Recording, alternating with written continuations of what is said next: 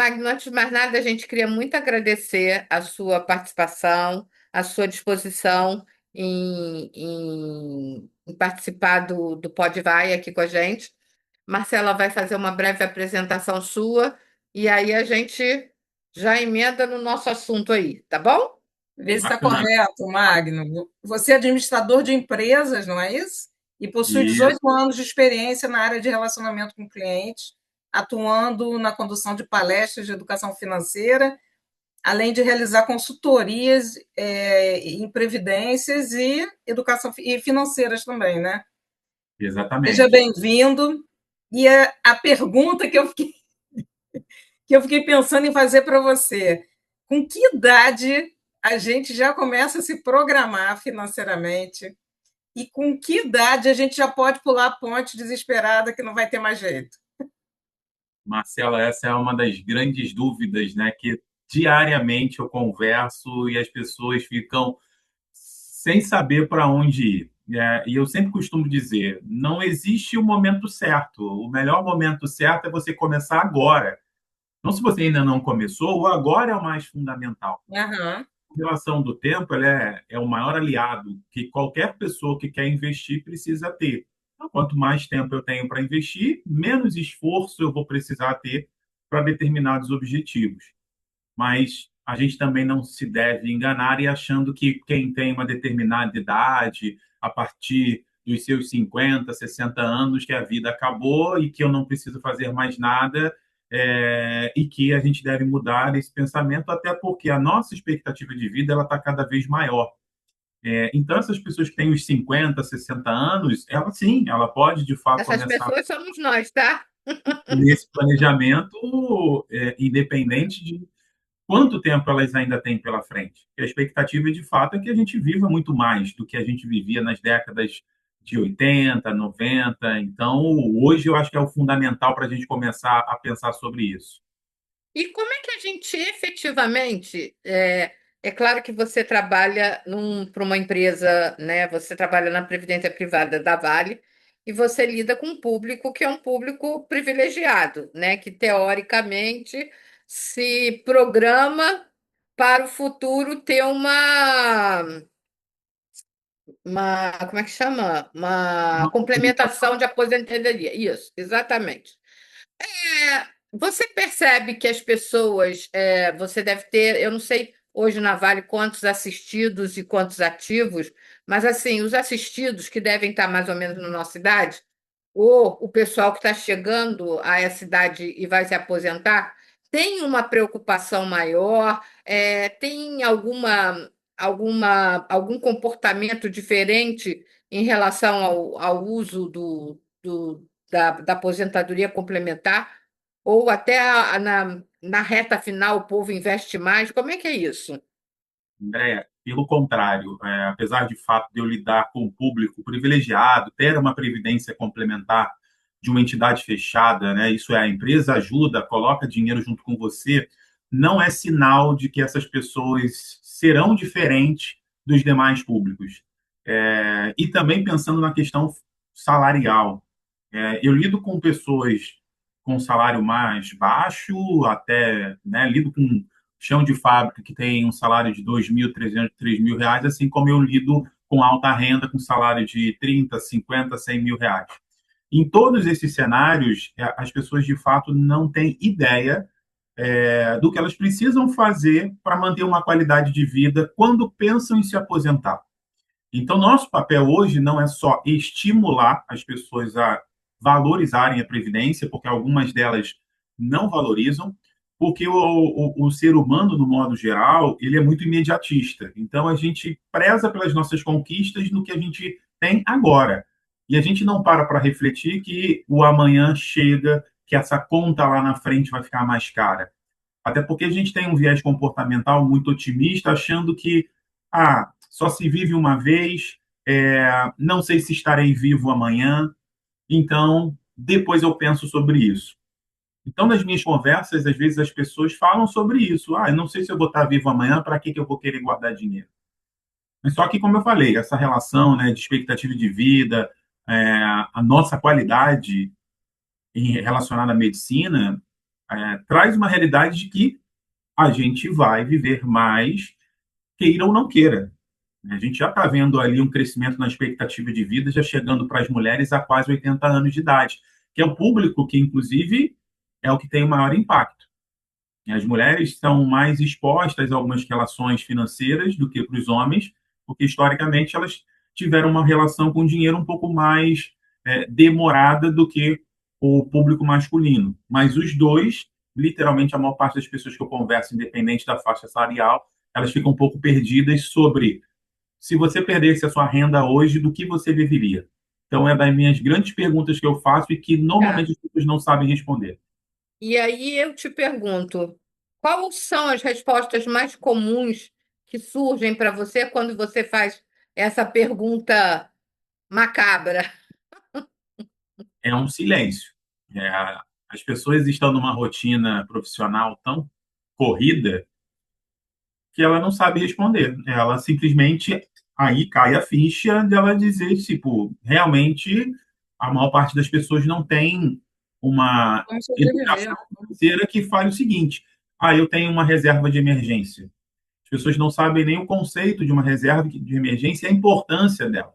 Nas minhas palestras de educação financeira, eu reforço muito que a primeira situação em que um indivíduo precisa ter para pensar no futuro é construir uma reserva de emergência. E reserva de emergência não é para comprar bolsa, comprar carro, fazer uma viagem. É para cenários de imprevistos, situações que a gente não controla.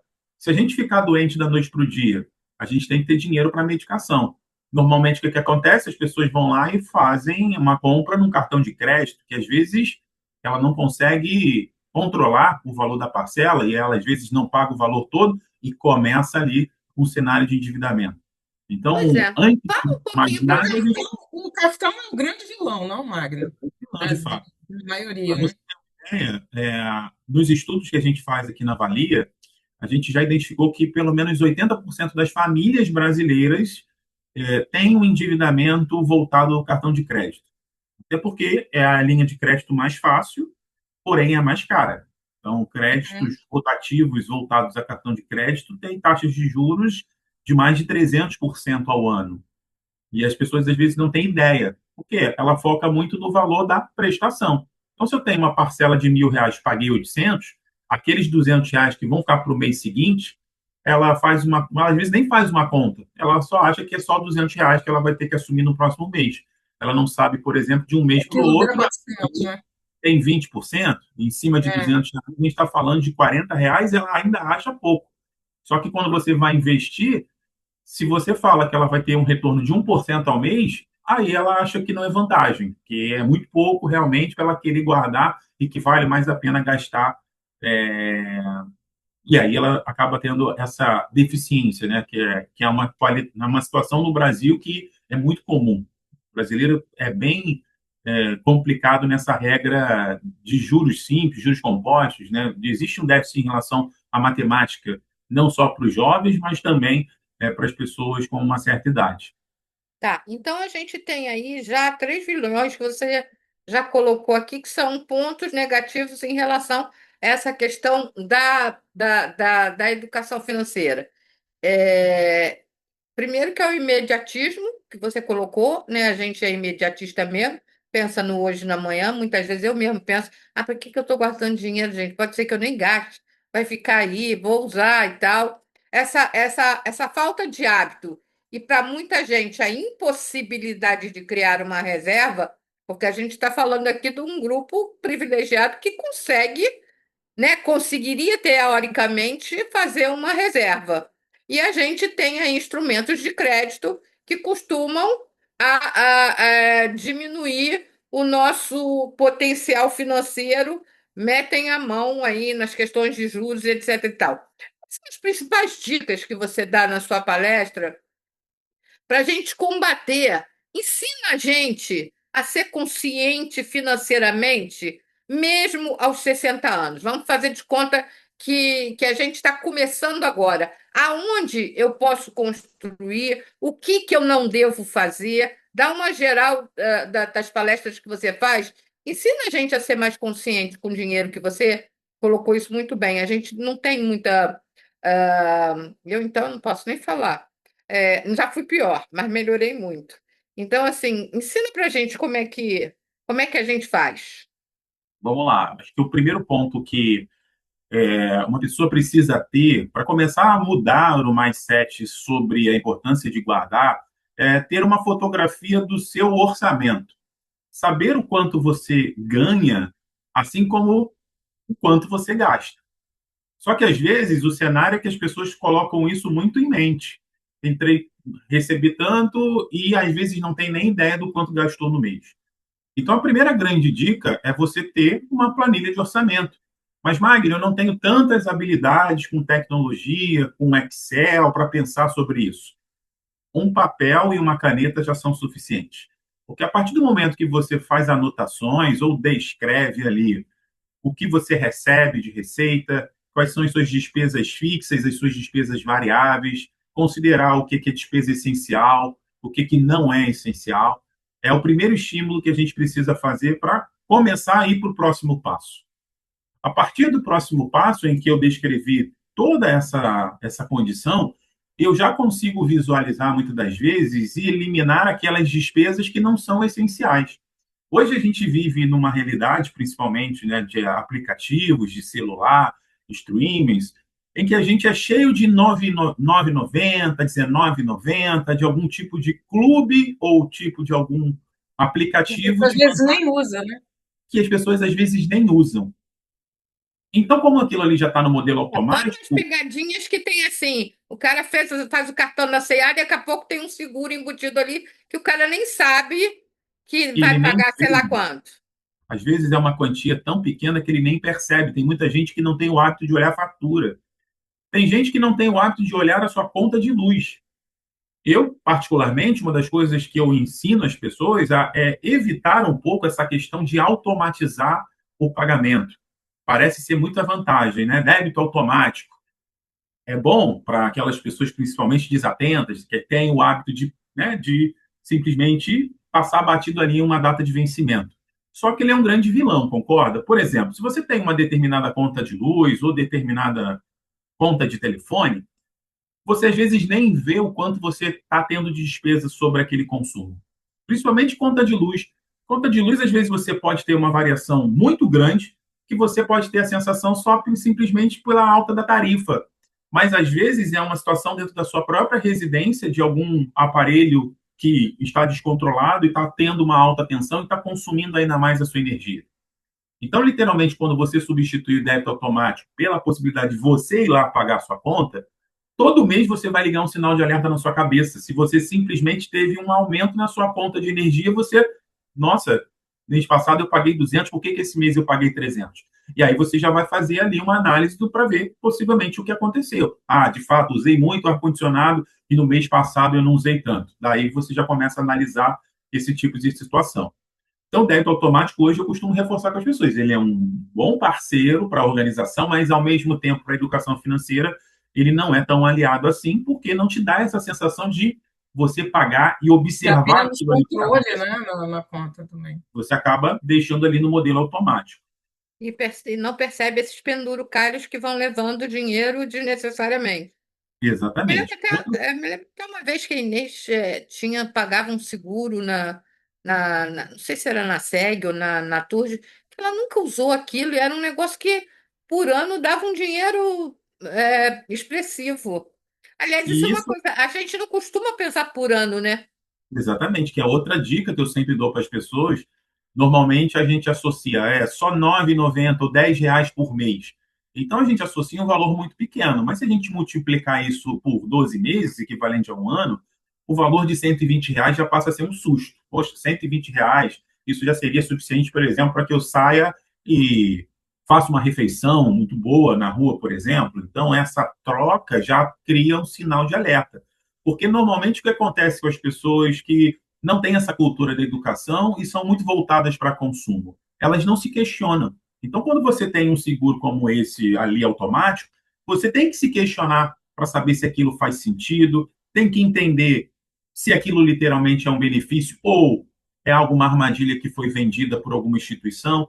Então, são situações como essa que a gente precisa se questionar, e normalmente a gente não faz isso, por quê? a nossa vida é tão dinâmica e tão corrida que a gente não quer se dar ao luxo de parar para refletir sobre isso. Então, E o idoso normalmente deve ser mais descuidado também em relação a isso. Mais sim, fácil de vender coisinha para embutir coisa na conta do idoso, né?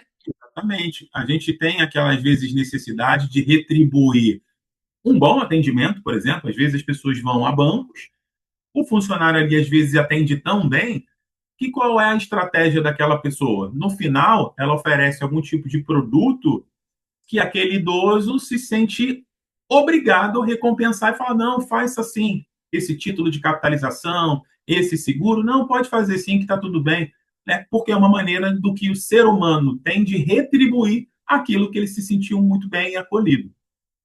E a gente não para refletir. Faz sentido para mim? Por isso que eu sempre falo, numa questão de consumo, em que as pessoas vão ao shopping, por exemplo, ou no seu dia a dia na rua, é importante a gente ter um semáforo na nossa mente e esse semáforo tem que estar o tempo inteiro no amarelo. Porque é comum que as nossas decisões de consumo sejam muito pautadas pelas nossas emoções. A gente tem ali um hormônio da felicidade, que é a dopamina, em que a gente é viciado em recompensas instantâneas. A gente literalmente quer se satisfazer imediatamente, que é o grande vilão, por exemplo, da previdência complementar. Quem em sã consciência acorda da noite para o dia querendo guardar dinheiro para usar daqui a 10, 20, 30 anos? Eu não tenho sensação boa nessa relação, porque eu só estou tirando do meu consumo, estou me, me deixando fora Punindo. de consumir para pensar numa relação que eu não sei nem se eu vou aproveitar. Então, eu não tenho estímulo algum.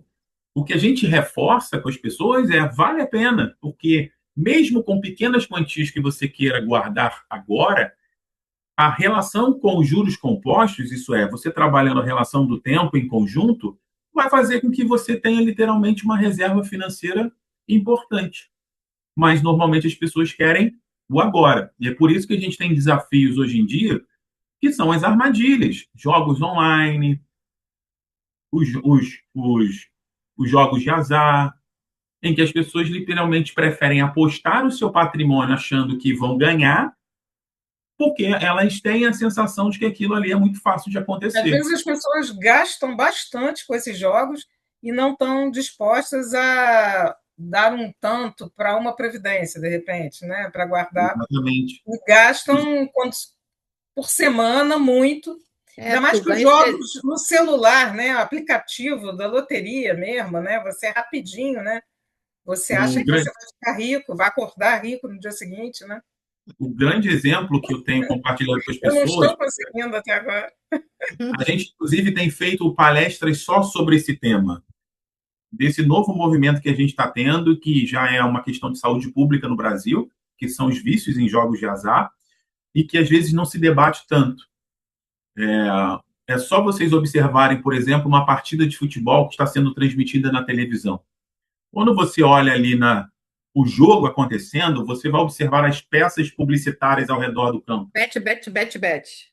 É só bet o tempo inteiro. Então, isso é angustiante, porque imagina, o tempo inteiro as pessoas estão sendo bombardeadas por essa publicidade, e aí existem profissionais, né? Pessoas muito bem posicionadas que começam a fazer propaganda, e aquilo ali vira uma experiência que as pessoas acham que é o único caminho que elas têm para poder, às vezes, inclusive, levantar uma determinada quantia para pagar uma dívida. Tem gente literalmente tirando do salário, apostando numa relação de que é mais fácil ela lidar com a aposta e tentar ganhar para pagar uma dívida do que ela organizar as suas finanças e ter um pouco mais de paciência e sair um pouco mais à frente.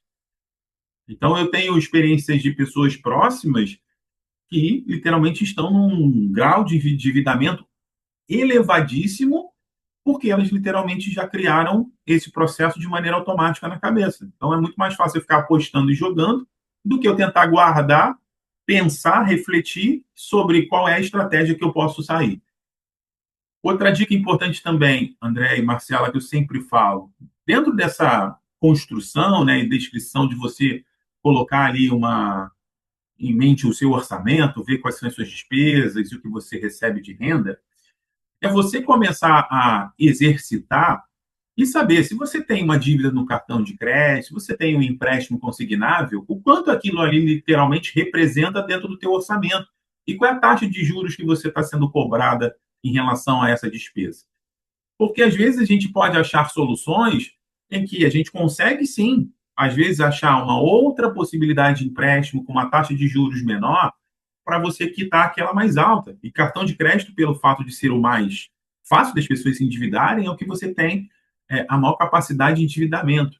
Então, às vezes, bom, vou procurar aqui um empréstimo consignável.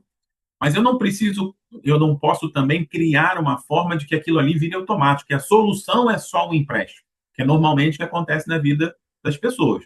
Se eu estou endividado, vou pegar um empréstimo.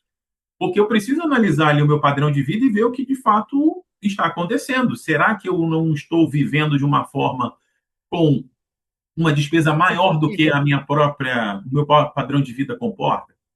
Porque eu tenho que dar, de fato, dar um passo para trás, apesar de que isso é muito dolorido. Quando a gente principalmente pensa em guardar dinheiro, é muito nessa relação. Poxa, eu estou tirando do meu orçamento para guardar. E tudo que você O tira, que a gente realmente vê, vai. quanto mais a pessoa ganha, mais a pessoa fica com cada vez mais com um padrão de vida mais alto, né? E cada Exatamente. vez mais endividada, né? O que eu mais E, escuto falar, né? É assim, às vezes o dinheiro já acabou, o mês não, e a pessoa fica assim, o meu cartão já virou, e aí já se endivida para o outro mês, para o outro mês. Aliás, essa coisa de cartão virou é o que a gente não estou esperando meu cartão virar, estou esperando meu cartão virar, estou Não é, esperando meu e cartão. você nunca quita, né, essa despesa do cartão, por quê? vira O uma seu bola de dinheiro neve. acaba antes do mês e É, você fica até com essa porque taxa do cartão o virou. cheque especial, né, e o limite de crédito, né, do cartão de crédito, ele vira uma complementação da nossa renda. E E é aí é que eu poucas acho que é pessoas pensam assim. eu acho que aí é um dos grandes perigos, porque a gente já conta com essa complementação de renda. A gente acha que brasileiro não tem hábito de pagar à vista, nada em dinheiro, em cash. Eu acho que cada vez menos, até nas classes mais baixas, eu acho que isso acontece. E a gente usa aquilo como uma ilusão. E nisso vai comendo todo o dinheiro, porque você sempre acha que a solução é o quê? É o cartão de crédito. E fico imaginando os aposentados, como são assediados por crédito consignado, que é muito fácil. Exatamente. Eu sempre costumo destacar essa relação, né? A Marcela comentou sobre a faixa salarial, e eu fiz parte de um estudo que ficou muito voltado como experiência para a classe médica. Classe médica, todo mundo imagina o quê? Altos salários, tem mais facilidade de emprego, mas esse estudo também comprovou que é o público que tem o maior nível de endividamento. Então, por toda essa facilidade de alta renda, essas pessoas às vezes não param para refletir sobre o seu orçamento e elas literalmente vivem uma relação financeira muito além do que ela consegue suportar. Poxa, Magno, não são jornalistas? É bem Não são complicado. os jornalistas mais endividados, jura? Não necessariamente. A gente tem, literalmente, é que eu falo, o estudo foi muito voltado por essa relação de, bom, renda, né, médico, todo Aham. mundo às vezes pensa num médico bem-sucedido também pela questão salarial, mas essas pessoas têm muita dificuldade em Mas relação a saber gerenciar o seu próprio dinheiro. eu acho que o que está claro aqui é que você consegue ter um pobre com reserva e nem necessariamente você tem um rico que possa ter reserva. Porque a conta que não fecha é você, independente de quanto você ganha, e você gastar mais do que você ganha. Exatamente. E E por é isso que eu muito acho que é muito importante Por isso que dicas depende em de cada relação a esse um, né? controle. Hã? É. Depende de cada um. Se a pessoa é uma pessoa controlada e consegue administrar bem o seu patrimônio financeiro, o que ela ganha, né, e viver de acordo com o que ela ganha, né, eu Mas acho que isso, ainda sobra dinheiro para, de repente, no final do ano, fazer uma reforma na casa, fazer alguma coisa que queira e ainda guardar dinheiro. Tem pessoas que eu conheço que é inacreditável, que as pessoas conseguem mesmo, né? ó, E porque tem mais Eu não, controle. né? E o nome disso é organização e controle, né? Organização, né? E Ó, controle, né? tem É. duas histórias muito boas, né? Por exemplo, eu viajo pelo Brasil através dessas minhas atividades profissionais e eu vou para muito lugar muito distante, né? Tive experiências no Pará, Bahia, Nordeste e locais muito distantes, em que literalmente eu vou lá para a operação e lido com uma pessoa ali que é o famoso chão de fábrica, aquela pessoa que tem um salário, né, de 2, 3 mil reais. E as minhas experiências são muito boas com esse público, que de fato que vocês colocaram, que é um público que tem um salário mais baixo, eles às vezes literalmente seguem a regra falando, bom, se eu ganho tanto, eu vou sim querer guardar 10% do meu salário, que é inclusive uma recomendação. Quando a gente pensa numa organização financeira, a gente tem que pegar a nossa receita e pensar, bom, dessa receita tem que separar, nem que seja 50% para as minhas despesas obrigatórias, 20% para o nosso consumo e 30% dividindo uma parte com investimento e uma outra parte com despesas também essenciais. Então, essa organização é fundamental e é um norte para que a gente possa começar a esse movimento que vocês me questionaram inicialmente, por onde começar. É Uhum. que Magno, é muito ousado da minha parte querer guardar 20% do meu salário. Então começa com menos. Depois você vai se forçando a aumentar. Às vezes as pessoas são desestimuladas a querer guardar justamente porque elas querem sair do 0 para 1.000 muito rápido. Então, se R$ 1.000 está muito distante da sua realidade, é mais fácil você começar com 100 e fazer um crescimento progressivo. De tempo em tempo você aumenta um pouquinho aquele valor que você está guardando. Porque é muito mais fácil você fazer isso através de um efeito escada, você vai se desgastar muito menos do que você querer subir um degrau muito maior do que você consegue. Então, às vezes, as pessoas deixam de querer guardar dinheiro porque elas acham que só vale a pena guardar se for R$ 1.000 por mês. Ela não acha válido guardar R$ 50. Que é engraçado que é um pensamento inverso ao consumo, né? Eu vou comprar, deixa esse streaming aí, o Amazon Prime é só R$ 10,90, não tem problema, mas na hora de poupar, os R$ 10,90 continua um É pouco, né? pouco, Quer dizer, não não, vale a não, pena. não vou porque aí gasta com outra coisa. A gente não tem essa visão de. Eu E comecei a poupar, fazer um. e poupar pode ser em qualquer, tipo assim, eu tenho uma poupança, então todo mês eu colocaria lá, né, em poupança mesmo ou não? Pode ser um começo, não Um é começo. o ideal. A poupança é o que o brasileiro mais conhece, é o que é mais fácil de guardar, então a gente tem mais confiança nessa relação em razão disso, né? Facilidade e conhecimento. Todo mundo conhece, sabe que é poupança. Mas no mundo de investimento, a E poupança a é a Caixa última é o alternativa. banco do brasileiro, mais do que o Banco do Uhum, Brasil, né?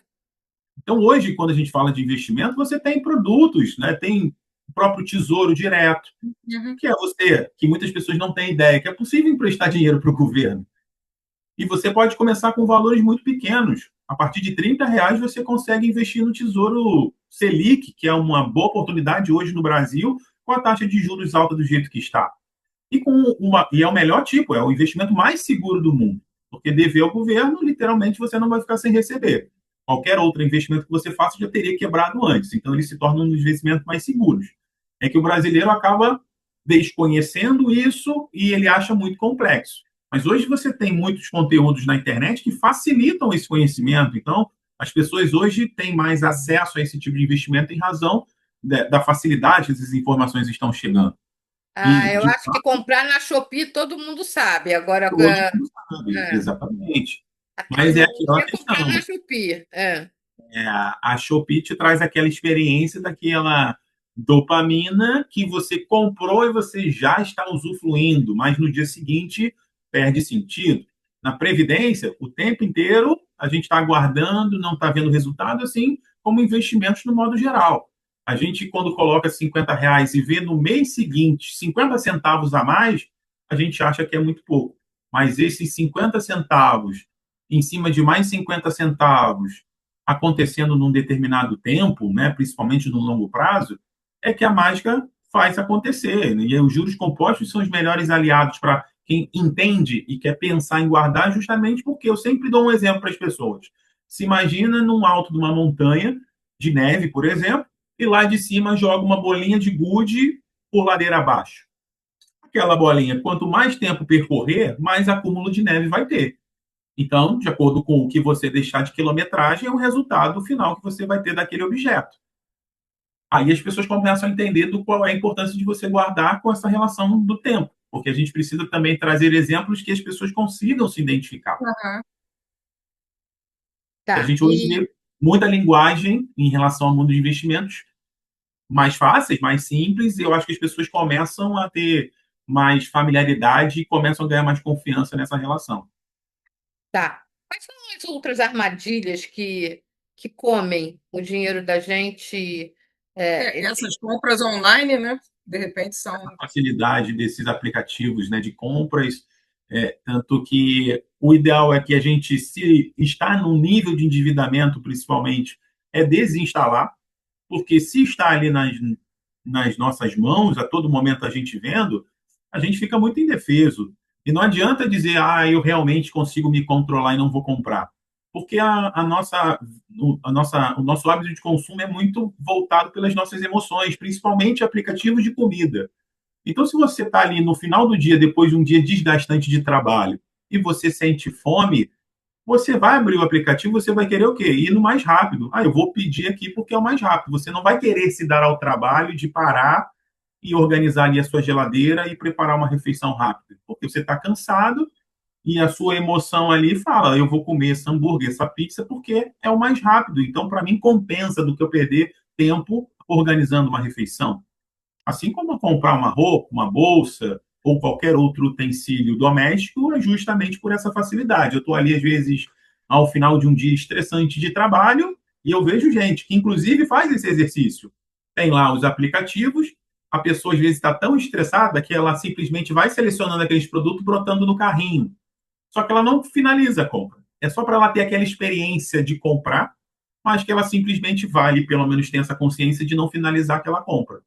Mas só para vocês perceberem o quanto o ser humano, às vezes, cria cenários para poder literalmente eliminar esse estresse, ter uma sensação do seu dia a dia de bem-estar melhor.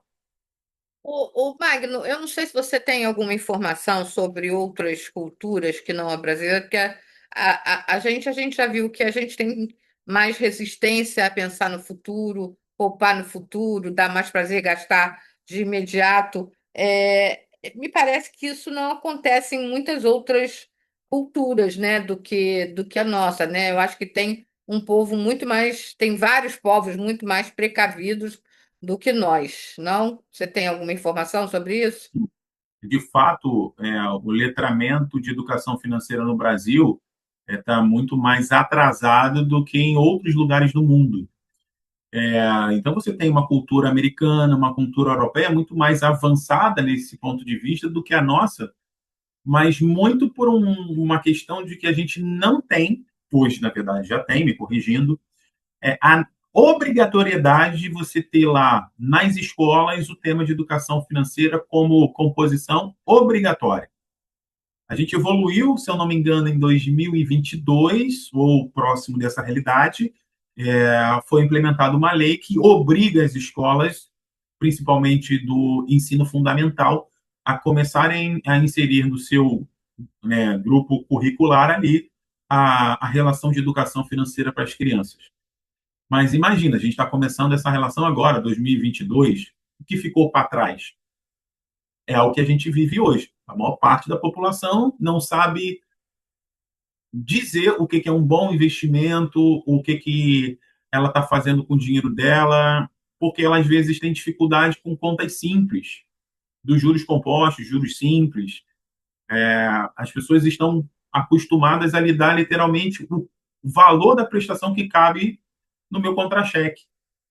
Ela não vê o reflexo do quanto aquilo ali custa, por exemplo, ao longo do tempo. Hoje o brasileiro às vezes pensa em comprar um carro. A maior parte das pessoas não quer ter paciência de juntar e tentar comprar à vista, ou pelo menos de diminuir o impacto de um financiamento. Então, se o carro custa 100 mil, talvez valha a pena ela ter uma paciência para tentar juntar o máximo possível que ela consiga chegar à metade e financiar só a outra metade, mas a maioria não. Ela não quer nem dar nada de entrada e financiar o valor todo. Por quê? Ela só foca que se é um carro de 100 mil, a prestação custa 2 mil e está tudo bem para mim, não tem problema algum. mas ela não consegue entender que aqueles R$ 2.000 de prestação em 4, 5 anos de financiamento, você consegue comprar o equivalente, às vezes, a 2, 3 carros. Porque o que vale Mas aí deixa de tomar cerveja, né? é o meu senso de urgência. Né? Tanto é que a gente, na Valia, lançou um plano de previdência para a família. Né? A Previdência, hoje no Brasil, é um dos grandes aliados, principalmente por essa relação da Previdência Social, que em algum momento essa conta não vai fechar, só que tem muita gente que não está antenada a isso, e a Previdência ela acaba sendo aliado justamente porque as pessoas não podem mais apostar numa Previdência Social que ela não sabe quando é e com quanto ela vai se aposentar. E na Previdência Complementar ela consegue se organizar para que o objetivo De dela um modo geral, é muito pouco sempre. Não banca a sua vida de uma classe média, não banca, nunca. Nem que você se esteja pensar no nesse máximo. desempenho da Previdência Social, de fato, pensando no teto do INSS principalmente, e sabendo que as pessoas associam um benefício da Previdência Social, por exemplo, como ela não conhece as regras, principalmente, ela às vezes associa que quando ela se aposentar, ela vai ter direito praticamente a quase ao seu último salário da ativa. É uma das grandes armadilhas que acontece.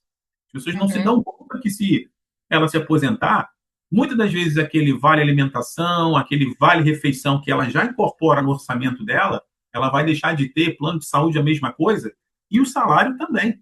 O salário não vai ser o último que você recebeu na ativa, vai ser muito menor do que ele.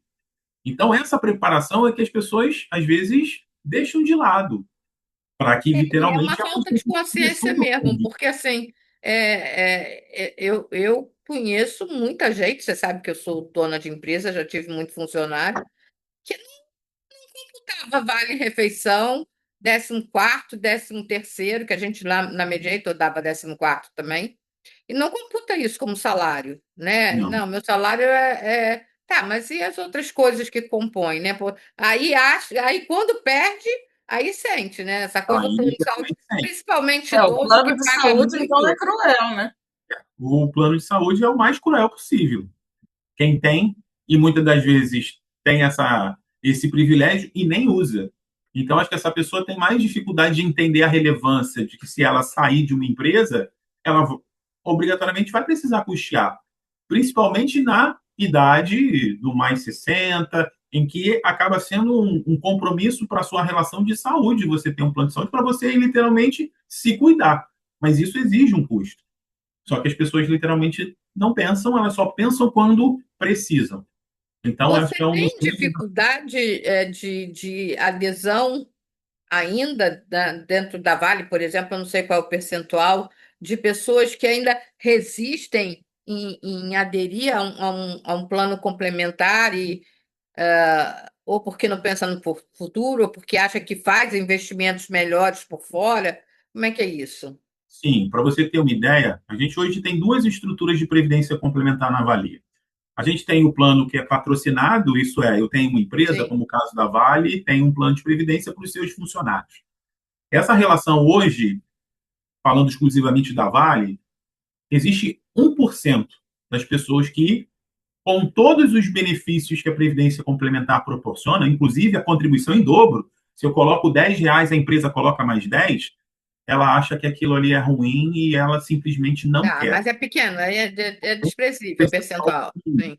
Mas mesmo com essa relação mínima, existe uma preocupação não só da Valia, mas no mercado de previdência complementar fechada, que está mudando essa regra. Inclusive, a Valia já foi uma das primeiras a implementar isso, que é a adesão automática.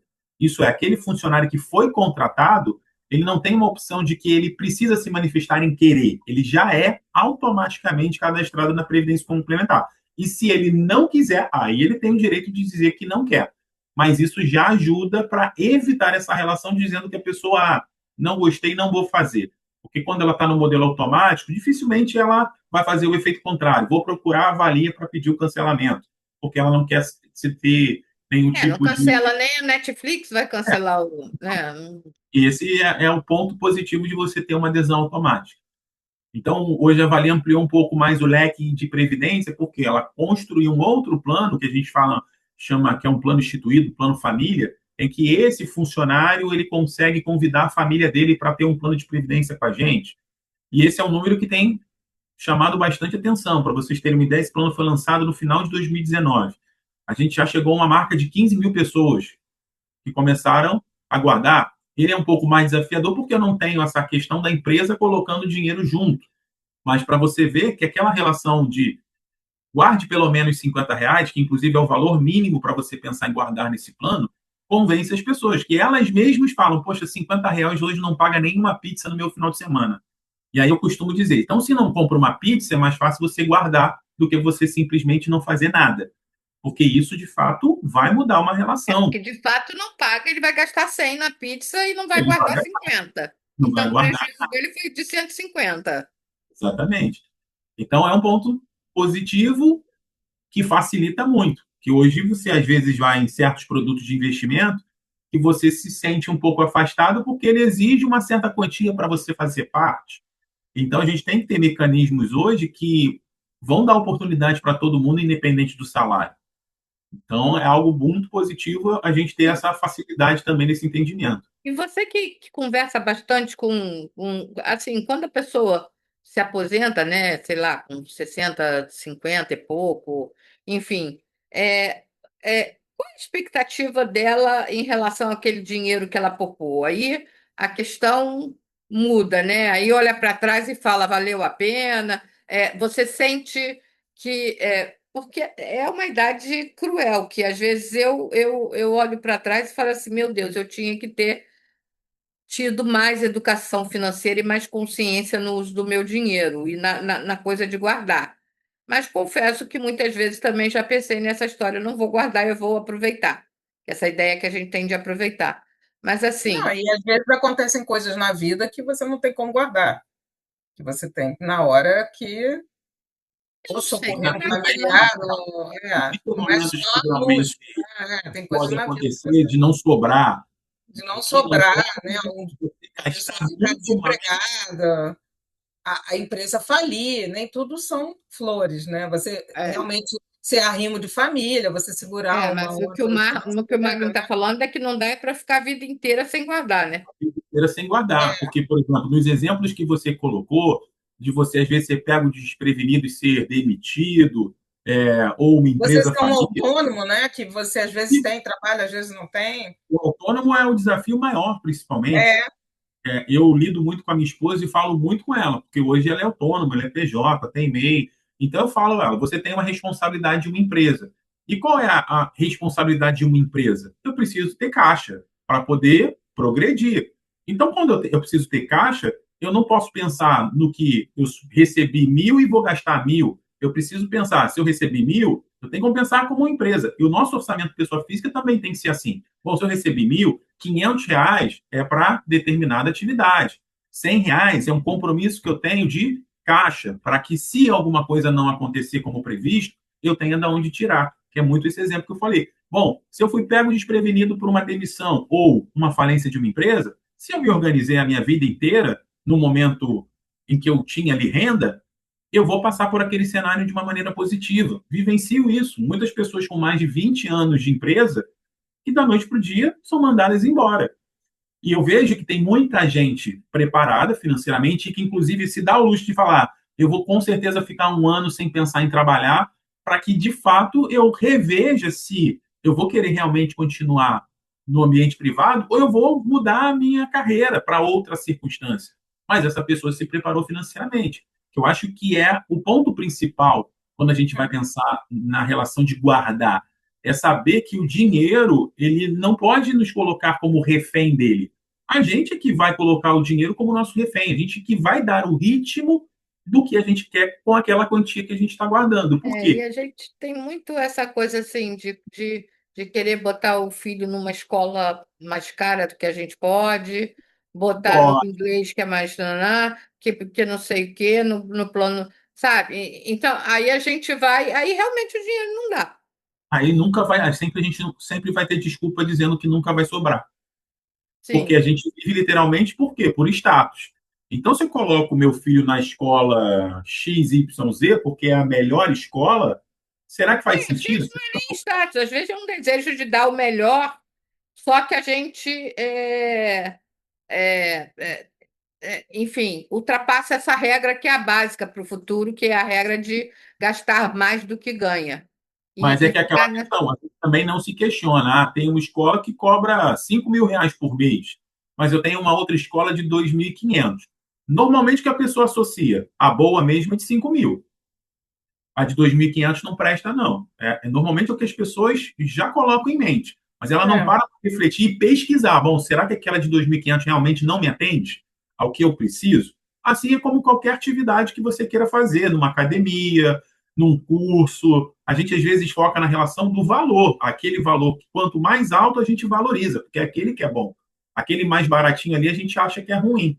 E às vezes é o contrário, aquele baratinho ali é o é, mais eficiente do que o mais às caro. vezes a gente só pensa no baratinho quando a situação está mais difícil. Aí você vai, né, vai vendo os penduricalhos que foram te sugando a vida inteira e você tem muito um comportamento que eu tinha muito, que eu ia muito a São Paulo a trabalho.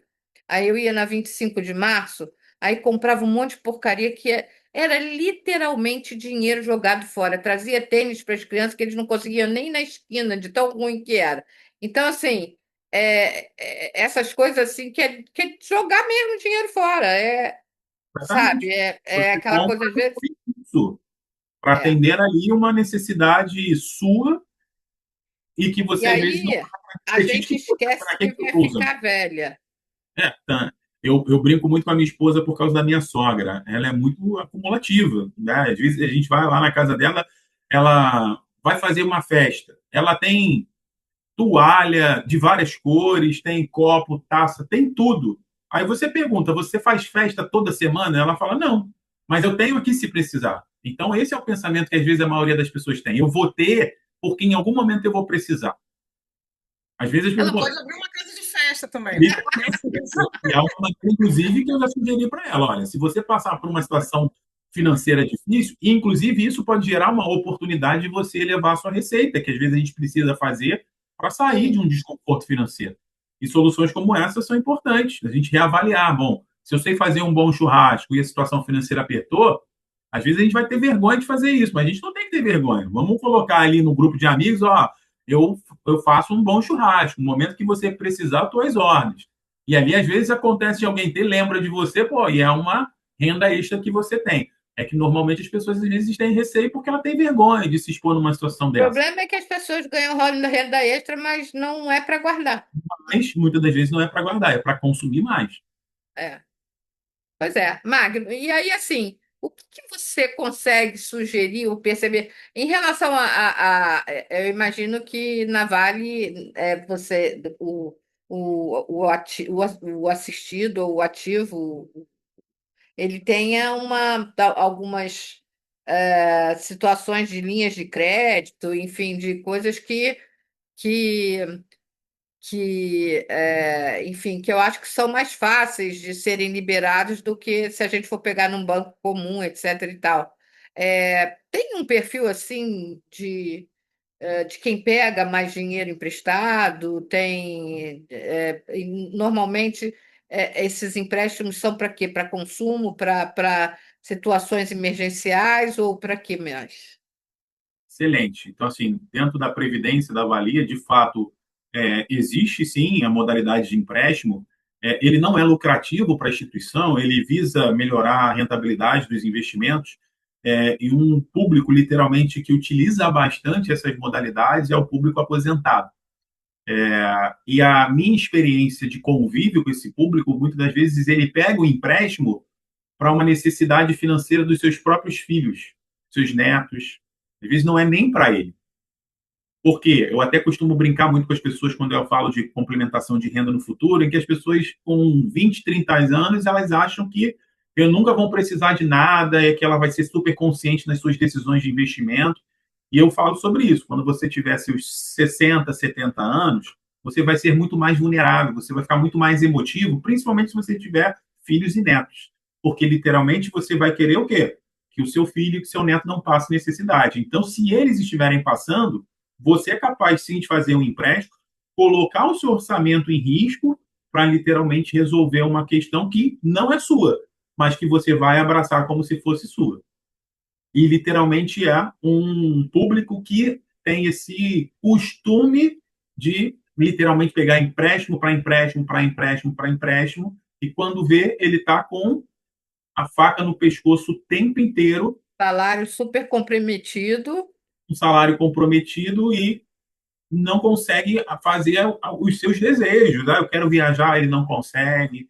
E eu vejo muita gente aposentada na própria instituição que eu trabalho, com boa renda, mas que não curte a vida, porque literalmente a preocupação dele é com os netos e com os filhos. Então, coitado, popô e não vai nem aproveitar. Mas tem esse estudo, né, de que o 60 a mais muitas vezes continua sendo arrimo de família, né? E a gente está falando de uma previdência complementar de uma instituição. Agora, você imagine o cara que vive só de INSS e tem que bancar ainda filhos e netos. Eu acho que não é, também, mas eu acho que também tem vários aposentados aí que estão criando netos, né? Então, Sim, e não são só bastante, aposentados do INSS, né? E aí porque realmente tem todo o seu dinheiro indo embora, né, para pagar estudo, pagar outras coisas. E aí eu acho uma coisa muito interessante que o Magno falou, que é a questão de você, principalmente, se preparar emocionalmente, que foi o que ele falou, o idoso fica mais. E eu acho que o idoso ele não quer deixar de contribuir, até por uma questão afetiva, às vezes. é um fator dominante para qualquer relação financeira. Essa relação afetiva é que faz as pessoas, às vezes, cometerem loucuras financeiramente. E se eu estou, às vezes, passando uma necessidade, inclusive de fome, ou você está vendo alguém, um filho ou um neto, você fecha os olhos para algo simples, que é Mas eu acho que não é nem fome, não, mas sabe aquela necessidade assim? Ah, não, eu tenho que dar isso para o meu neto porque, sei lá, eu preciso fazer a festa para o meu neto dessa forma, aí pega empréstimo, entendeu? E eu acho que as empresas de crédito, elas trabalharam muito isso no marketing delas e na mente delas, e que pega o aposentado muito nesse sentido, que trabalham a argumentação de que o empréstimo não é só para necessidade, é para sonho, para realização de sonho. E aí é que mora o perigo, porque essa foi a argumentação do marketing de todas as empresas de crédito que existem ainda, algumas, outras faliram. Era exatamente isso. Aí é a festa de 15 anos da neta, é a boda de prata da filha, a viagem à Disney da sua neta. E aí você mexe com outras coisas, e aí o empréstimo ele deixou de ser uma urgência, uma emergência para a realização de sonhos. E aí eu acho que acabou ainda endividando mais ainda. normalmente aquilo que ele, às vezes, não fez para ele mesmo, e ele, às vezes, tem capacidade financeira de fazer o quê? Pelo seu filho, pelo seu neto. E aí ele começa a querer se movimentar. E às vezes não faz para ele, mas para um filho e neto ele acaba se movimentando para fazer. Tá. Inclusive, eu vejo muito, já tive experiências de sentar numa mesa com um aposentado e o filho. E o filho forçar ao pai aposentado a fazer um empréstimo para ele. E ele olhar, entender que aquilo não Acredito, é bom. acredito, até porque é mais baixo mesmo, né? Então, os juros é muito. Pega para mim, só que nem sempre Ele paga, também né? tem muita ideia. A pessoa, inclusive o participante em si, sabia que aquilo ali não era bom para ele, mas ele simplesmente não negava. Não, vou fazer. Ele já estava, às vezes, endividado. Não, vou fazer. Tem dinheiro, vou fazer. E a pessoa ia lá, fazia e saía super satisfeita. E acaba entrando numa roda, né? Você pega o empréstimo para pagar outro empréstimo, que é, né? Empréstimo, pagar o seu empréstimo, e literalmente você não olha o quê? O que está acontecendo no seu mês. Se a conta daquele mês não fechou e as do mês subsequente também, você tem que parar para refletir e ver o porquê que não está fechando. O que está fazendo o meu dinheiro escoar e eu não estou percebendo? Então, é essa reflexão que as pessoas não fazem. Elas querem fazer o quê? Elas querem atalhos para algo mais ágeis. Imagina que o ser humano ele toma, em média, 35 mil decisões por dia. É muito natural que as pessoas procurem atalhos para diminuir a quantidade de decisão. Então, ela não pensa. Ela não pensa duas vezes. Ela vai procurar o quê? Esse atalho que é o mais rápido. Então, o empréstimo é o mais fácil, está aqui, eu não preciso raciocinar muito, não preciso ficar pensando em outras alternativas. Então, é esse que eu vou. Porque os demais vai me dar um certo trabalho e eu não quero acumular um monte de decisão, porque a gente literalmente não foi criado para isso, para ficar tomando decisão o tempo inteiro. Tá. Para a gente terminar, Magno, eu queria que você desse as dicas de ouro para a gente. Vamos supor que, enfim, nossa audiência no Vaidade tem muita gente que a gente não sabe que tipo de vida financeira ou consciência financeira tem, né? Mas a gente, no início da conversa, você colocou muito bem que sempre dá tempo, né? Enfim, como é que a gente faz com tanta despesa a essa altura do campeonato? Porque cresce despesa com plano, que é maior, cresce despesa com medicamento, qualquer resfriado depois de 60 vira uma conta de farmácia muito grande.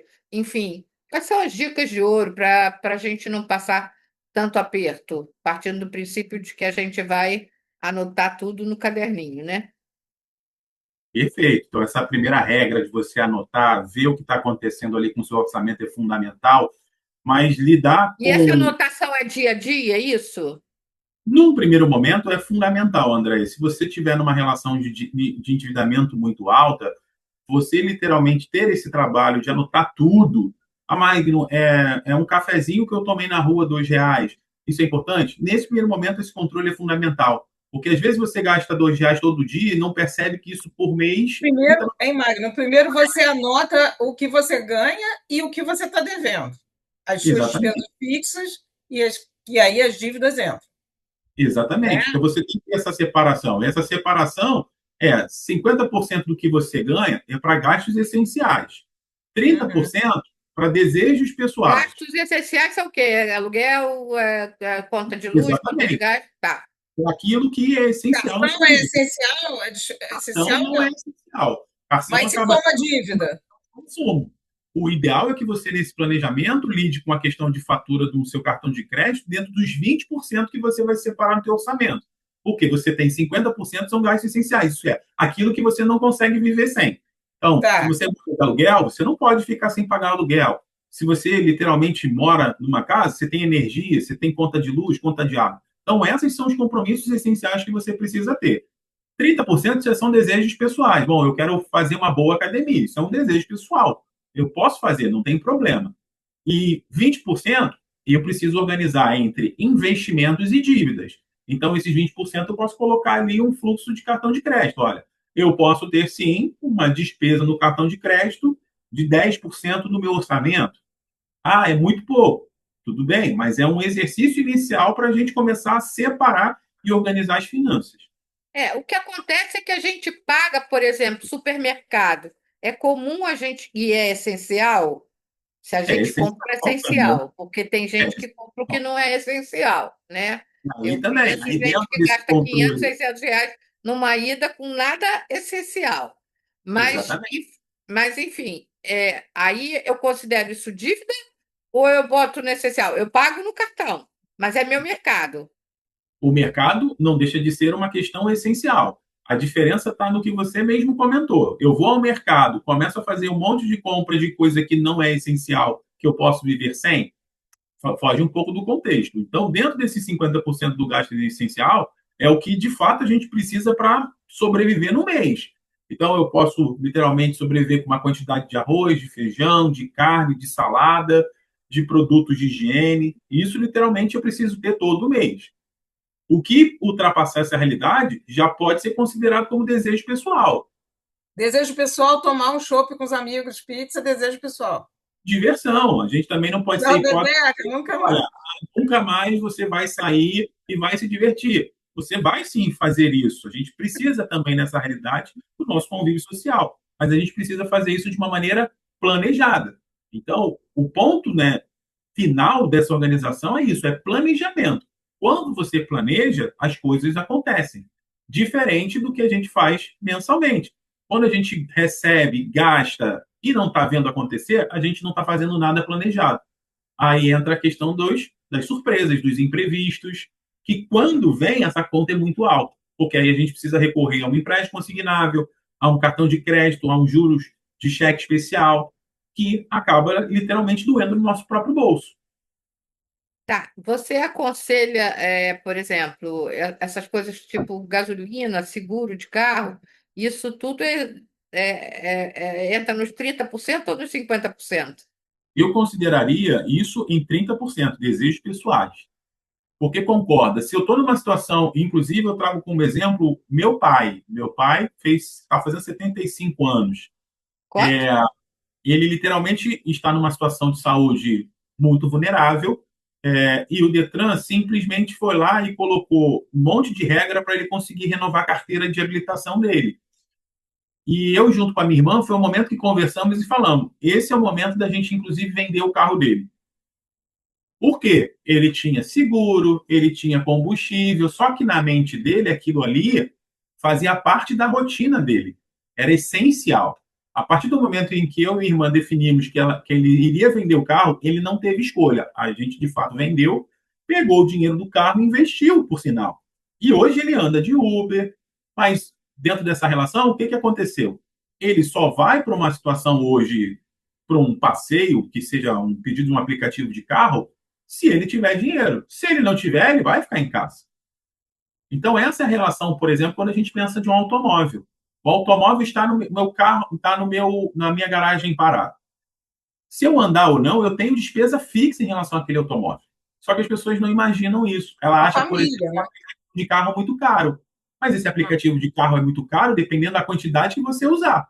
Se você usa de uma maneira controlada, muitas das vezes ele é mais barato do que você ter um carro na sua garagem. Eu, inclusive, sou um desses. Eu não tenho carteira de habilitação e eu só ando de aplicativo de carro. Por quê? Eu já botei no meu orçamento que ter um carro é uma despesa muito maior do que o andar de aplicativo. Porque eu tenho essa situação. Se aquele mês eu não tenho dinheiro, eu não vou sair de casa. E eu tenho uma economia porque eu não tenho nenhum compromisso. Se eu tivesse carro, eu teria que ter. Porque é uma. O carro é uma torneira mesmo, né? E a Porque gente não o carro é percebe. velho, aí você tem toda uma mecânica que você tem que dar Não, conta, IPVA, IPVA. seguro. Mas aí o que, que a gente faz, Marcela? A gente faz o seguinte: R$ 1.000 de seguro, R$ 1.000 de IPVA, R$ 1.000 de manutenção. Isso é R$ 3.000 por ano. Isso eu acho válido, bacana. Vou lá e pago 3.000 e acho que não tenho mais nada. Ok. Mas se você pegar esses mesmos R$ 3.000 e dividir por 12, você tem mais ou menos R$ 200 a R$ 250 por mês para gastar de aplicativo, se você quiser andar de carro também. É isso que você nem computou a gasolina, né?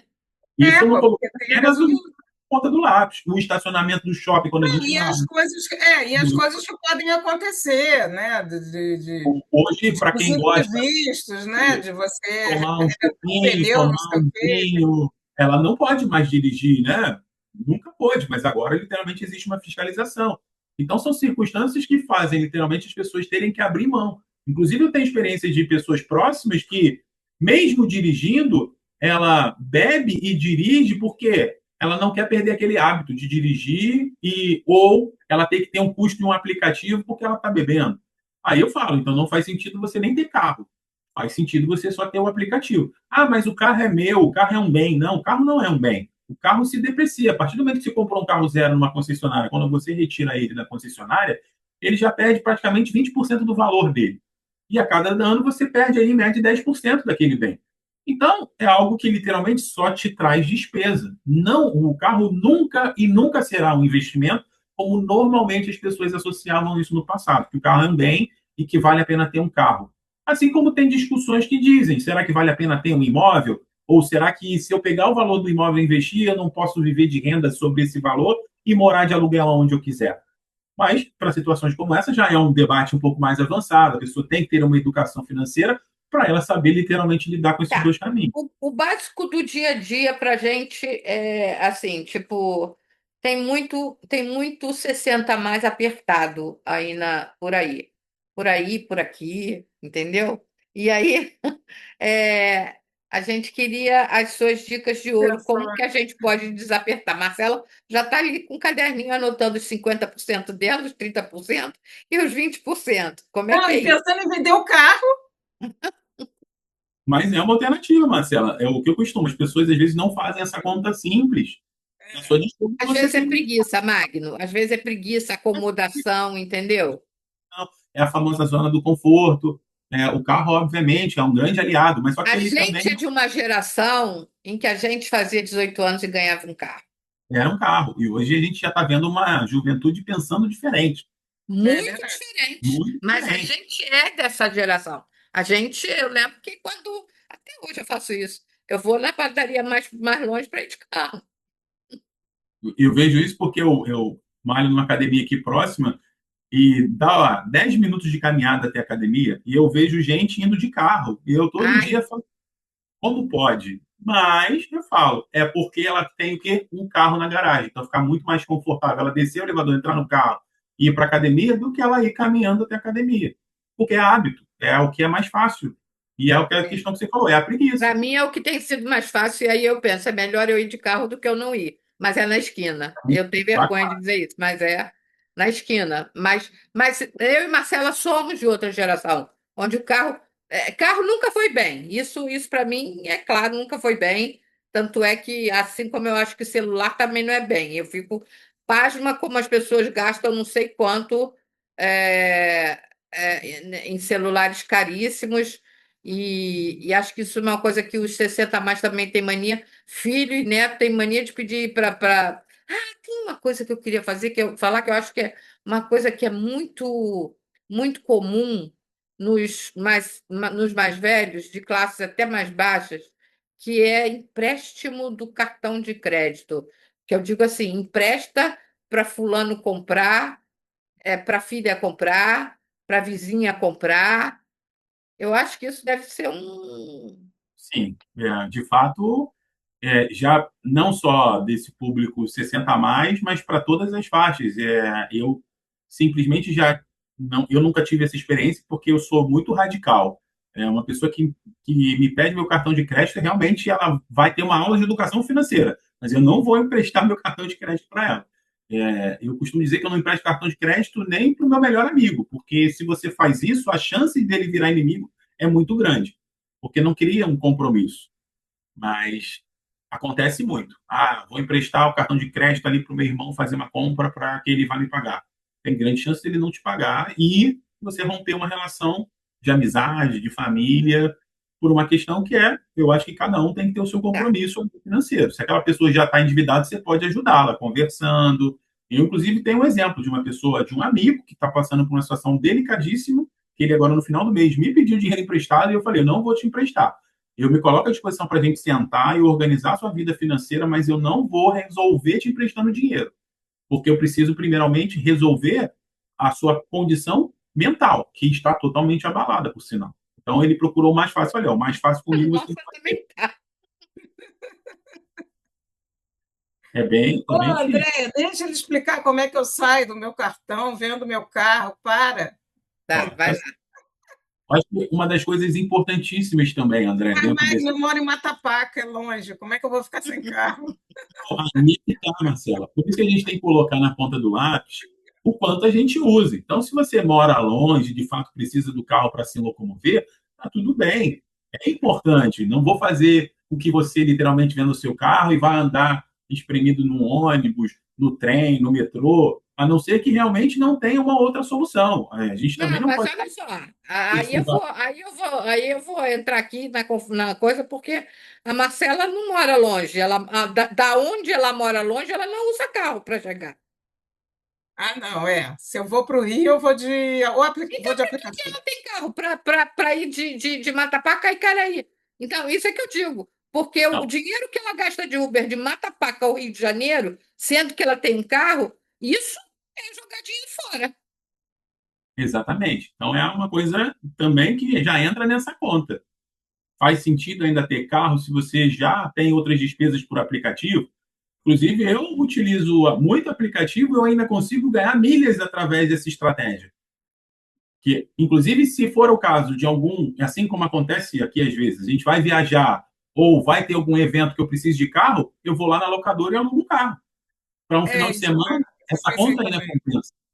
Então, é essa relação do planejamento, é você saber que as suas decisões financeiras têm impacto.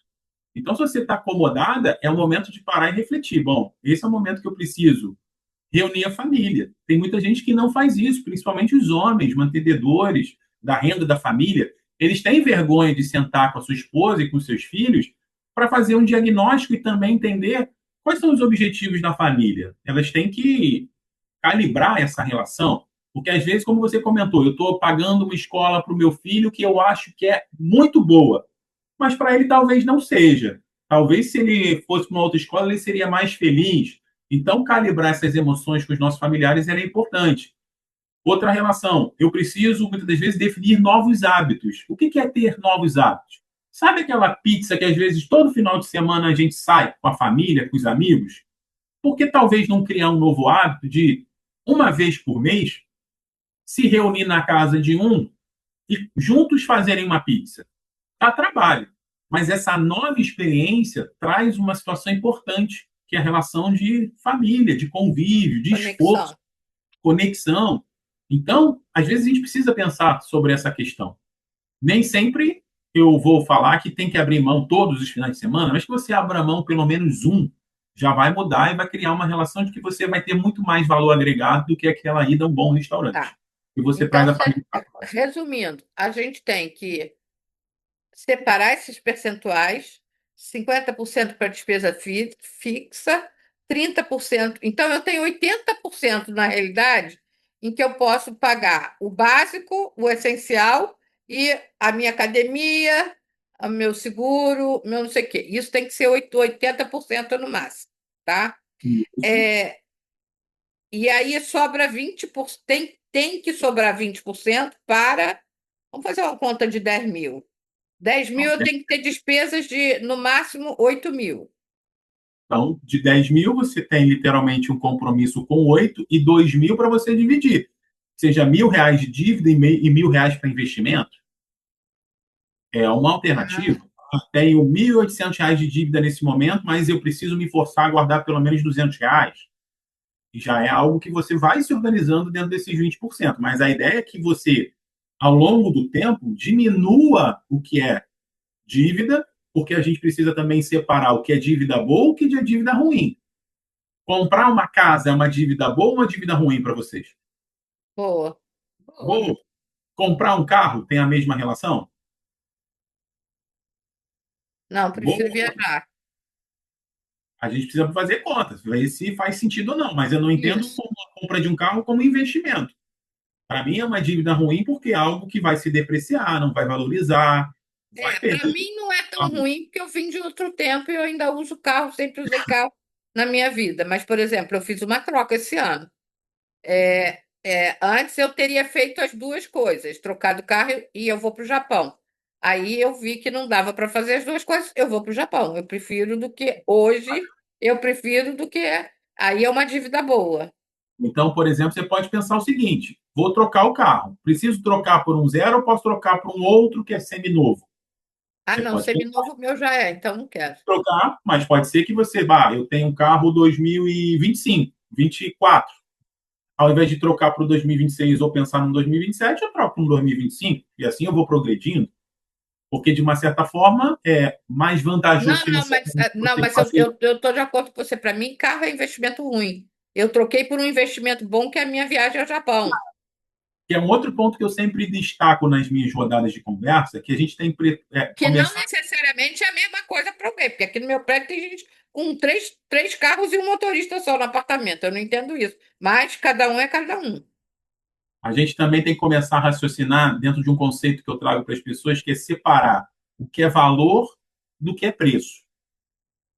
Valor é a experiência que você vai ter. Viajar para o Japão é algo que você nunca mais vai esquecer. O preço é o carro que você compraria. Essa é a experiência que a gente precisa ter no nosso dia a dia de consumo, para evitar armadilha. Então, quando a gente entende o que é valor e o que é preço, as nossas decisões ficam mais fáceis. Porque a gente já está ligando esse sinal de alerta na nossa Define cabeça. rapidamente aí para gente o que que é a diferença entre valor e preço, que isso dá um bom Valor retorno. é aquela condição que você tem uma relação positiva o resto da sua vida. Por exemplo, uma viagem. Você vai ter um gasto com uma viagem? Vai. mas a memória afetiva dessa experiência você nunca mais vai deixar de ter. Eu costumo até brincar com as pessoas que até viagem ruim é boa, porque é uma história que você tem para contar o resto da sua vida. Agora, um carro é um valor, não é um valor, né? Acaba sendo um preço, porque é algo que eu compro. No mês seguinte, inclusive, já pode ter um carro melhor do que o meu, e Ah, aquilo que tem, eu claro. comprei já não faz mais sentido, já fica de lado. Então, acontece às vezes com uma bolsa, com um celular. Eu comprei, ele teve um preço, mas no dia seguinte aquilo ali fica de lado porque acaba não me chamando tanta atenção, porque já tem um monte de novidade que eu quero ter melhor do que aquilo que eu usufruí naquele momento. Então, é aquilo que eu comprei e literalmente ficou de lado, que eu nunca usei. Ficou aquela blusa que eu tenho a etiqueta e tenho guardado no meu armário. Que Aquilo era ali foi uma baratinha, você comprou porque era baratinha, mas foi dinheiro baratinho, jogado fora, nunca usou. ficou ali no seu armário e você nunca teve nenhuma experiência positiva com aquilo. Tá. Então a gente tem que vigiar, anotar, observar, poupar, trocar, substituir e Potencializar guardar. a renda. Potencializar a renda é uma estrutura interessante. Magno, como é que eu faço para potencializar minha renda? Dei um exemplo. Sei fazer um bom churrasco, sei algum tipo de serviço, Sei fazer berinjela, caponata de sei berinjela. literalmente produzir alimentos na minha casa, ou eu posso olhar hoje o meu armário e ver roupas que de repente estão com a etiqueta que eu nunca usei ou em bom estado e começar a querer vender aquela roupa. Hoje tem brechós muito bem conceituados no Rio de Janeiro, em São Paulo, que trabalham exclusivamente com isso. Que era uma situação que no passado as pessoas não valorizavam, mas é algo que ganhou mercado, que tem o seu potencial, porque quando você vai aos Estados Unidos, você vai na Europa, essa relação do brechó está lá o tempo todo, em qualquer lugar que Ah, você lá no vai, Canadá são enormes. para São você coisas ver. enormes. É. Então, aquele utensílio, aquele tênis, aquela bolsa que está em um A estado. minha sobrinha não compra nada novo, quase. É tudo doação e compra de usado. Que isso é uma coisa que a gente tem muito preconceito, né? A Também. gente tem preconceito. Ah, aquilo que está usado não presta. Mas se está, né? Você Ah, olha mas para o aí, Google, no caso da gente, a gente está querendo fazer dinheiro. Então, tem essa opção, além de exatamente. vigiar, potencializar a renda. Aí, Marcelo, potencializar a renda, Marcelo. É, Hum. Às vezes tem muita coisa ali que você às vezes não parou para pensar. Olha, eu estou com um computador aqui no meu lado que eu não uso, eu tenho um celular que eu não uso. Gente, isso às vezes vira um utensílio de luxo para algumas outras pessoas que às vezes não têm condição de comprar um novo. Mas quando olha o seu, acha aquilo um luxo que quando você vende, a pessoa quer comprar. Então, são coisas que a gente não teve essa cultura, a gente não tem esse hábito. E a gente É, precisa o que a explorar. gente vê muito é esse sentimento, só para a gente fechar, é assim, dicas práticas para quem chegou aos 60 e viu que às vezes tem a sensação de que fez tudo errado, não poupou onde tinha que poupar, e não adianta eu olhar para trás, porque agora já era, né? É, Eu tenho que é, olhar para frente. esse é o Então eu destaque. tenho que mudar meu comportamento. Só fazer uma lista aqui rapidamente para gente. Então, é simplesmente começar a pensar que o melhor momento para que você mude a sua vida é o agora. Não é nem o futuro e nem o passado. É você mudar o seu comportamento a partir de hoje. O amanhã você já vai começar a ter uma relação financeira diferente.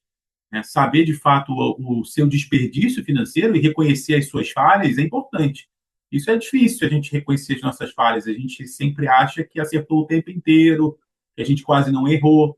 Então a gente às vezes precisa refletir e falar que tem muita coisa que a gente erra. O Magno, o ser humano, também erra. Por toda essa conversa que a gente está tendo, muita gente acha que eu sou o quê? A pessoa perfeita, que ele não erra. Mas eu erro também. No meu final de semana, às vezes eu exagero com despesas que não fazem sentido. E eu, de você fato, usa cartão, Magno? oi, Você usa cartão de crédito? uso, tenho cartão de Quando crédito. virar, você fala, e virou, você faz isso? Não tenho esse pensamento da questão de virar, não. Eu tenho Não, um uma limite de virar. esperança, né? Tem esperança. Mas Tem um limite para usar. eu tenho orgulho de dizer que o cartão de crédito, no meu caso, ele é meu maior aliado, porque já tive várias viagens que foram custeadas pelo meu consumo em relação a milhas. Tanto é que eu não gasto, eu não pago Outra nada em coisa débito. é, eu quase não vejo vejo isso, eu gosto de milhas, muito idiota, né, cara? Por quê? Esse negócio É um potencial muito bom, mas você precisa ter uma disciplina muito grande para você trabalhar com cartão. E eu, de fato, trabalho muito bem. Eu sei, de fato, o que eu posso consumir e eu sei quais são os meus limites. Mas eu transformo essa relação, né, de dúvida na minha cabeça, de que realmente a gente fica numa situação de que pode dar errado, mas eu transformo numa experiência boa, de milha lá na frente, que quando eu viajo para uma experiência pessoal, foi através desse esforço que eu conquistei. Então, existe um mercado muito bom para isso, mas a pessoa não pode ter ali uma questão de endividamento muito alta para literalmente isso fazer. Ela precisa se contestar e se parar para refletir, olha, se eu for literalmente explorar esse mecanismo do cartão, é, ele tem que ser muito bem controlado. Não é a Eu, gastar a todo eu, tempo. eu tenho o hábito de concentrar tudo no cartão para adquirir pontos para. Eu não uso milhas, tá? Na realidade, eu uso os pontos para bater da minha fatura. Também, que é o cashback, não tem cartão de crédito, É o você tem isso dinheiro Agora comecei a também. usar um que estava parado aqui, porque é um black que dá uma conversão mais conveniente. Então, estou concentrando tudo ali, porque eu abato na fatura. Isso é primordial. Eu foco porque eu viajo muito, então para mim faz Claro! Não, eu sentido. também viajo, mas eu nunca consigo viajar com milha, então eu já desisti. Isso é um outro assunto que a gente pode conversar. Isso é. Depois Por você dá exemplo, dicas de milhas para gente. É, isso daí é um Isso vai mercado assim, bombar. É, um mercado enorme para ser explorado e é muito vantajoso por sinal, mas você tem que utilizar de maneira muito consciente. tá. Mas está É, dentro do planejamento que eu falo. Tudo que é planejado dá certo. Você não pode fazer uma decisão dessa a esmo. Ah, eu Não, vou fazer. agora aos 60 não adianta sentar e chorar. Tem que. Acho que o primeiro não é enxugar as lágrimas se você estiver chorando e a partir de amanhã, a partir de hoje, já começar a pensar diferente. Pensar primeiro em você, ao invés de pensar nos outros, e começar a olhar de fato se o orçamento é fundamental para você se organizar e saber o que está acontecendo com o dinheiro. Você valorizar o dinheiro. É você falar o seguinte: o meu salário vale, né, por exemplo, eu tenho R$ 50 por hora trabalhada. Se eu for comprar qualquer coisa, por exemplo, eu vou comprar um celular de R$ 5.000. Quantas horas de trabalho eu preciso ter para pagar? É a grande reflexão que as pessoas começam a pensar para evitar custos indesejados. Porque ela começa a falar, poxa, eu vou ter que trabalhar 100 horas para pagar esse bem, esse item, eu vou rever essa minha decisão. Porque aí quando a gente puxa para essa parte da dor, né, tem muita gente, obviamente, que não trabalha por amor, trabalha por necessidade, e às vezes trabalhar é uma dor, ela já começa a dar um pouco mais de valor ao dinheiro. Ela sabe que ela precisa trabalhar, às vezes, o ano inteiro para pagar aquele aquele bem luxo, né? pensando aquele luxo que ela está querendo. Inclusive, eu fiz essa reflexão no projeto social com crianças de 5 a 10 anos, e uma das coisas que me marcou bastante é que a maioria, são 20 crianças, 18 crianças, eu falei sobre guardar, sobre juntar, pensar no futuro, 18 delas que falavam que queriam guardar para comprar um iPhone, mas duas delas falaram que queriam guardar para comprar comida. Então, isso ficou marcado na minha cabeça. Assim, né? Uma maioria pensou no iPhone, mas eu tive duas que Você tem fizeram 10% só que de pensaram em população aqui. comida, preciso ter dinheiro para comer. E aí, quando eu fui entender o contexto delas, eu compreendi, porque eram duas crianças realmente que passavam uma certa necessidade. Então, o alimento é algo fundamental para eles. Mas os outros provavelmente também passavam e estão Mas, deslumbrados, né? mas Eu, tinha esse é, deslumbre de ter o iPhone, o status, né, de ter o eu não aparelho sei, como meu filho, esse. porque desse mal eu não morro. Nem carro, nem. Não, carro eu gosto de carro, mas não é gastar dinheiro com carro, não. Para mim não, é celular e carro, para mim, quanto mais barato, melhor. Eu não tenho O essa. que realmente você precisa. Esse é o ponto. É que a gente, às vezes, vai num produto que é além do que a gente precisa, que a gente, às vezes, nem sabe mexer. Mas só pela questão de, aquilo ali que é bom, Esse alguém além indicou, do que a gente precisa é o que está matando. é o A que mim, mata. pelo menos. A gente, Exatamente. para Bem, mim, vamos encerrar, já está é. tarde. Magnus, muito obrigado. Eu acho que foi bem esclarecedor. Inclusive, eu estou vendendo a minha Fiat. Amanhã eu já vou ver você anunciando o teu carro e me dando notícias. Olha, Já vai mudei a estar com alternativa. plaquinha de vence. Estou Não, vendendo a minha eu Fiat. agradeço também. Eu acho que foi muito interessante no sentido dessas coisas assim, de que a gente compra além do que precisa, a gente compra marcas além do que a gente precisa, o que que a gente acha que é investimento, o que que a gente acha que é prazer, mas pode virar dor lá na frente. Então, assim, para a gente foi muito. Até porque acontece, né? O normal é a gente querer.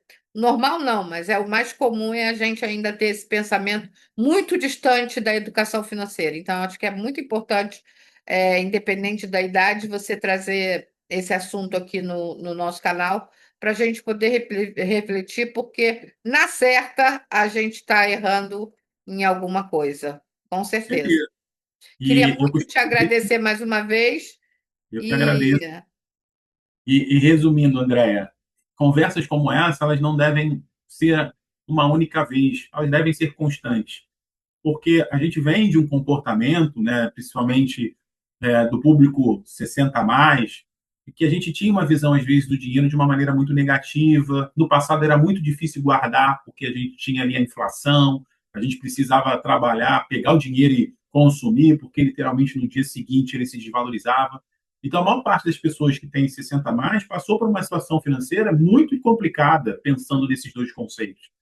E hoje elas ainda não se acostumaram que essa realidade mudou. Mas a gente ainda tem a conta da inflação batendo na nossa porta todo santo dia. Então, qualquer coisa que aconteça é o preço da gasolina que sobe, é o preço de um remédio que sobe. Porém, a tua renda não acompanha essa evolução. Por isso que eliminar esses desperdícios é fundamental para que você gere uma receita complementar e você não fique refém dessa relação. Você esteja sempre um passo à frente. Então, apesar da gente ter aquele viés negativo de que o dinheiro não traz felicidade, mas a gente precisa pensar o contrário. A ausência do dinheiro traz infelicidade. E isso é fato. Não existe um ser humano que esteja numa situação financeira delicada e que realmente seja muito feliz, esteja é, transbordando de alegria. Ele tem uma certa limitação. Ele tem ali, muitas das vezes, uma situação de depressão, que tem muitos brasileiros passando por uma situação dessa. Sim, com e certeza. assim, acho que a gente, para finalizar, eu pego aí a sua última fala, e que dinheiro pode não trazer felicidade, mas a ausência dele traz infelicidade, sim, traz preocupação, e principalmente para a gente que já está nesse momento da vida aonde a falta dele pode ser muito cruel, pode ser muito problemática. Então, Magno, é isso. Agradecemos mais uma vez a sua boa vontade. Foi um prazer reencontrá-lo e a gente vai combinar outros papos aí, que a Marcela está querendo viajar com as milhas dela, tá bom? É o segundo tema. Vamos em frente. Então, tá bom, querido. Olha, muito obrigada, uma boa noite, um bom descanso. Boa Obrigada aí pela noite. sua Prazer, prazer em disponibilidade, conhecê-lo. né? Prazer, Você acabou de chegar do trabalho e ainda está aqui conversando com a gente. Muito obrigada, tá? grande Beijo. abraço, gente. Bye, Beijo, até bye. a Tchau, tchau, Beijo, tchau. Até a beijo. próxima. Tchau, tchau.